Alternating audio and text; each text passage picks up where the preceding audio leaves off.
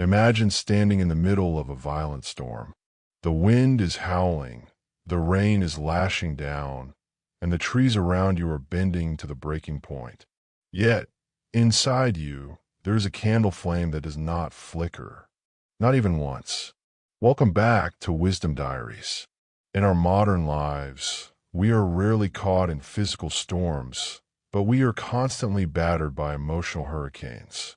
Criticism, financial stress, loss, anxiety, and the rude actions of others.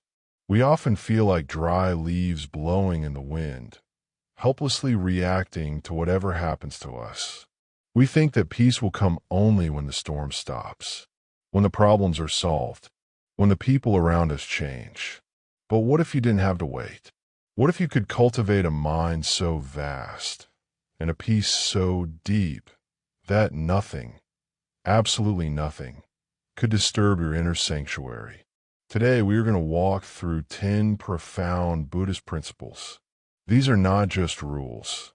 They are ancient keys to unlocking a state of being called upekkha, unshakable equanimity. By the end of this journey, you will have the tools to act like nothing disturbs you because, in truth, nothing will. Number 1. The truth of anicca, or impermanence. We suffer primarily because we try to hold on to things. We want a happy moment to last forever, and we want a painful moment to end immediately. We fight the natural flow of time. But the Buddha taught that everything is like a river, constantly flowing, never the same twice. Think about a time in your past when you were heartbroken or incredibly angry. It felt like the world was ending, didn't it? But look at you now. That feeling has faded. It has changed. When something bad happens today, perhaps an insult, a failure, or a sudden change in plans, remind yourself immediately, this too shall pass. It is not solid. It is merely a cloud passing through the vast sky of your mind. The cloud may be dark, it may be heavy, but it is temporary. Why let a passing cloud destroy the stillness of the sky? When you deeply understand that no situation is permanent, you stop grasping and you stop fearing. You become the sky, not the weather. Number 2. The parable of the second arrow. There is a famous Buddhist teaching that changes everything. The Buddha once asked his students, if a person is struck by an arrow, is it painful? They answered, yes, of course. He then asked, if they're struck by a second arrow in the exact same spot, is it even more painful? Certainly, they said. The Buddha explained, in life, we cannot always avoid the first arrow. The first arrow is the painful event, the loss, the accident, the breakup, or the rude word spoken to you. That is simply reality. But the second arrow, that is our reaction. We worry. We complain. We blame ourselves. We replay the event in our heads 1,000 times, asking, why me? This is the second arrow, and we shoot it ourselves. The first arrow is inevitable pain. The second arrow is optional suffering. To be undisturbed, you must learn to simply accept the first arrow without shooting yourself with the second on. Number 3. Anatta, or the illusion of the ego. Why do we get offended? Why do we feel hurt when someone ignores us or disrespects us? It is because of the ego, the rigid concept of a me and mine. We defend this image like a fortress. But the principle of anatta, or no self, suggests that what we call the self is just a collection of thoughts, memories, and sensations constantly changing. It is not a solid entity. When you take things personally, you are defending an illusion. The next time someone insults you, pause and ask yourself, who is being insulted? Is it your body? Is it your mind? Or is it just an image you have built of yourself? When you realize there is no solid ego to defend, you become transparent. The negativity passes right through you, striking nothing. You become like empty space. Invincible because there is nothing there to age it. Number 4. Detachment from outcomes. In the modern world, we are taught to be result-oriented. We tie our happiness to the end goal. We say, I will be happy if I get this job, or I will be calm if everyone treats me well. This is a trap. It places the key to your happiness in someone else's pocket. True peace comes from detachment. Now, this does not mean you become cold or indifferent. It means you focus entirely on your action, not the fruit of the action. You do your best, you speak your truth, and then you let go completely. Think of an archer. Their job is to aim and release the bowstring with perfect focus and technique. Once the arrow leaves the bow, where it lands is no longer up to the archer. It is up to the wind and gravity. When you detach from the outcome, disappointment cannot touch you, because you never demanded a specific result in the first place. You find joy in the action itself. Number 5. Compassion as a shield. It sounds contradictory, but the strongest armor against the world is an open heart. This is karuna, or compassion. When someone attacks you, criticizes you, or acts maliciously, try to shift your perspective. Realize this truth. Happy people do not attack others. People who are whole and at peace do not try to destroy the peace of others.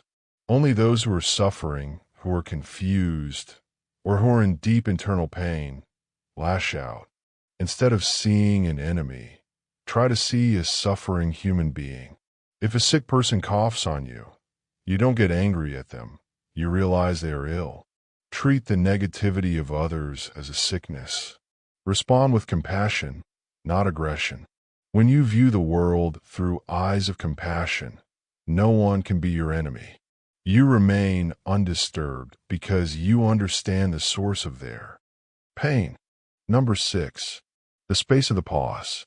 Between a stimulus and your response, there is a space. In that space lies your freedom and your power. Most of us live on autopilot. Someone yells, we yell back. Something breaks, we get angry. We are puppets pulled by the strings of our emotions. To be unshakable, you must master the pause. When chaos erupts, do not react immediately. Train yourself to take one deep, conscious breath. In that single breath, you step back from the edge. You move from the emotional, reactive part of your brain to the wise, observant part of your brain. Silence is often the most powerful answer. By pausing, you deny the chaos permission to enter your mind. You choose your response, rather than letting the situation dictate it. Number 7. Radical acceptance, or tathata. There's a beautiful concept in Zen called tathata, often translated as suchness. It means seeing things exactly as they are, without judgment and without resistance. We create 90% of our own stress by arguing with reality. We think, it shouldn't be raining today, or he shouldn't have said that. But it is raining, and he did say that. Fighting reality is a battle you will lose 100% of the time. Radical acceptance means saying yes to the present moment. It doesn't mean you approve of bad behavior or that you become passive. It means you accept that the event has happened so you can deal with it calmly and effectively. Acceptance stops the internal war. When you stop fighting reality, reality can no longer hurt you. Number 8. Mindfulness of the present. Most of our anxiety comes from living in a future that hasn't happened yet, or reliving a past that is already dead. The Buddha taught that the secret of health for both mind and body is not to mourn for the past, nor to worry about the future, but to live the present moment wisely and earnestly. If you're washing the dishes, just wash the dishes. If you're walking, just walk. Feel the ground under your feet. Feel the air on your skin. When your mind is fully anchored in the now, fear cannot exist. Fear needs the concept of tomorrow to survive. By staying present, You become untouchable to the anxieties of time. You are safe in this very moment. Number 9. Letting go of control. We human beings love to control. We try to control our image, our children, our careers, and even the traffic. But control is the ultimate illusion. The more you try to grip water, the more it slips through your fingers. To be undisturbed is to learn to flow like water.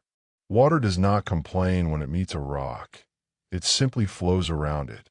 It changes shape, but it never loses its nature. Trust the universe. Trust that life is unfolding exactly as it needs to, even if you cannot see the bigger picture yet. When you surrender the need to micromanage everything, a massive weight is lifted off your shoulders. You are no longer the general fighting a desperate war. You are the traveler enjoying the journey. Number 10. Maranasati, or awareness of mortality. Finally, we come to the most powerful perspective shifter of all, Maranasati, or mindfulness of death. This is not morbid. It is liberating. Remind yourself that your time here is finite. One day, you will leave this body. When you view life through the lens of your mortality, ask yourself, does this problem really matter? Will this argument matter on your deathbed? Will this embarrassment matter in 10 years? Almost everything that disturbs us is petty noise. Death awareness strips away the trivial and leaves only what is essential: love, presence, and peace. It gives you the courage to let go of the small things that try to steal your joy. To act like nothing disturbs you is not about becoming a stone, devoid of emotion. It is about becoming the ocean. The surface may be choppy with waves, the winds may blow, but the depth remains silent, still, and vast. These 10 principles are a practice, not a destination. You will fail. You will get angry. You will worry. And that is okay. Forgive yourself and simply come back to the breath. Come back to the present. The storm will rage, but you do not have to be the storm. You can be the calm center. Thank you for joining us on Wisdom Diaries. If these teachings brought you a moment of peace, please like this video and subscribe to our channel. Share this with someone who needs to find their inner calm today. Until next time, breathe deeply, let go, and walk your path in peace.